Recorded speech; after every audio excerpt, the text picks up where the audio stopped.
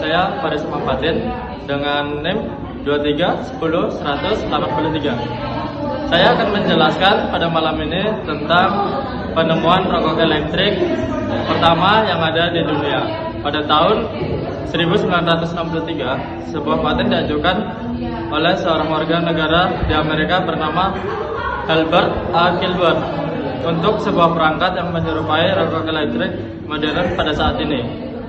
Penemuan Honlik dan komersial awal vape rokok elektrik modern seperti yang kita kenal sekarang kemudian dikembangkan ulang oleh Honlik. Pada tahun 2004, rokok elektrik yang diproduksi oleh Honlik diperkenalkan ke pasar Cina dan cepat mendapatkan popularitas di negara tersebut. Perangkat tersebut dipasarkan sebagai alternatif dari rokok tembakau tradisional yang disebut-sebut memiliki potensi untuk membantu perokok berhenti. Sekian, terima kasih. Halo, perkenalkan nama saya Jason Sylvester Shopping. NIM saya 231010067. Baiklah, di sini saya akan menjelaskan budaya vape di Indonesia. Budaya vape Indonesia mulai muncul sekitaran 2013 sampai 2014. Vaping mendapatkan popularitas sangat cepat di tanah air berkat perkembangan teknologi sosial media, sehingga mengakselerasi penyebaran vape di Cina dan Amerika Serikat. Dan di Indonesia serta Malaysia kemudian salah satu pasar terbesar produk rokok elektrik dan perangkat vaping di Asia Tenggara.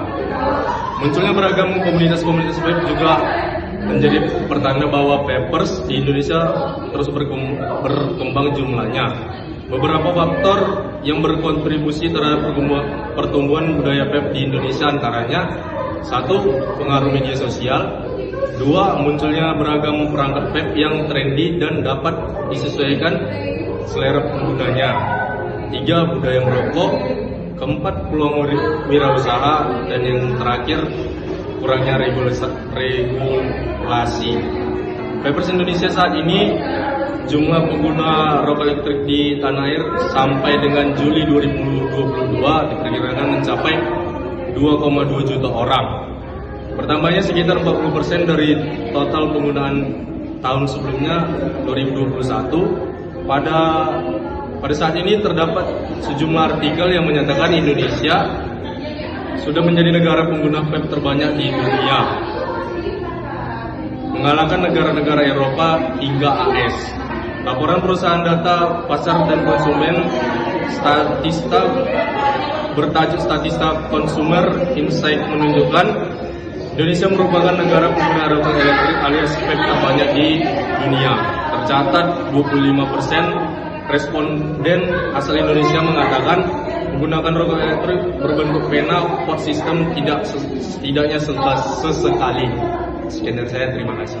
Oke, selamat malam. Perkenalkan, nama saya Dedi Prayogi Seotang dengan NIM 2310188. Nah, di sini kita berbicara tentang ekspansi tentang rokok elektrik ataupun vape. Seiring kesuksesan rokok elektrik di negara Cina kemudian mulai menyebar ke negara lain, terutama melalui penjualan online dan perdagangan internasional. Rokok elektrik mendapatkan popularitas sebagai alternatif merokok dan pilihan yang dianggap lebih aman dibandingkan dengan rokok tradisional ataupun tembakau. Nah, rokok elektrik kemudian perlahan memasuki pasar barat ataupun Eropa di sekitaran tahun 2007 sampai 2008.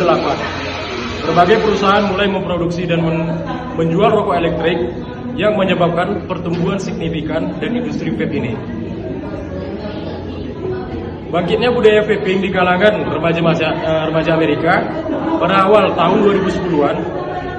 Budaya vaping mulai muncul di Amerika Serikat.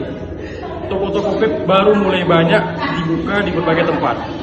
Dan para penggemar vape sering sekali berkumpul di berbagai acara konvensi vape dan komunitas yang sangat besar.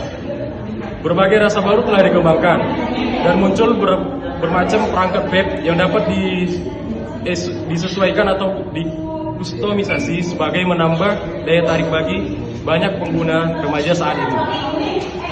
Berkat pertumbuhan dan inovasi yang berkelanjutan oleh banyak produsen, Industri vape teknologi rokok elektronik yang berkembang dengan kemajuan dalam kapasitas baterai, desain koil, dan formulasi e-liquid yang menggunakan bahan-bahan seperti PG dan VG, nikotin, cair, dan perisa buatan.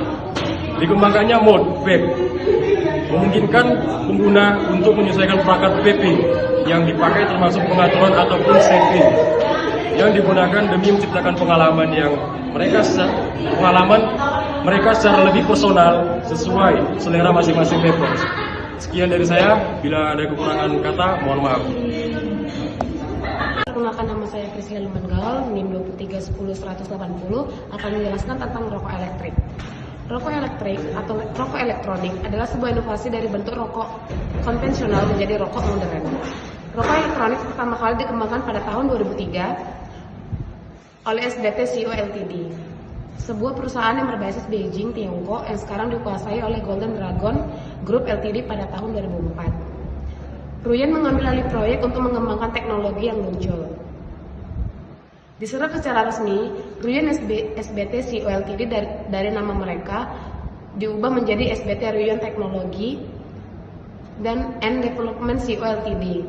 Rokok elektronik diklaim sebagai rokok yang lebih sehat dan ramah lingkungan daripada rokok biasa dan tidak menimbulkan bau tidak sedap. Selain itu, rokok elektronik lebih hemat daripada rokok biasa karena bisa diisi ulang. Bentuknya seperti batang rokok biasa, tetapi tidak membakar tembakau seperti produk rokok konvensional. Rokok ini memanaskan cairan atau liquid menggunakan baterai dan uapnya masuk ke dalam paru-paru pemakai.